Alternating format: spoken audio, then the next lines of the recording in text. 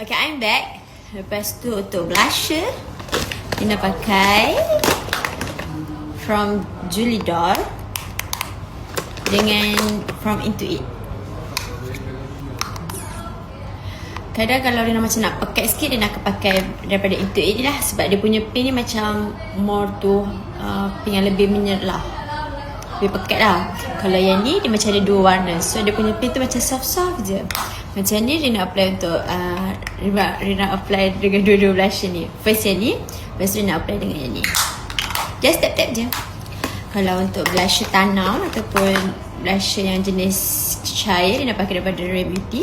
Tapi ni memang jarang lah, jarang gila Rina pakai. Tapi hari ni Rina pakai juga tadi. And then, okay, blusher dah lepas. And then untuk kening, Rina akan sikat dulu dengan ni daripada Maybelline. Ni kening tau. Lepas sikat kening, Rina akan lukis dengan pensel.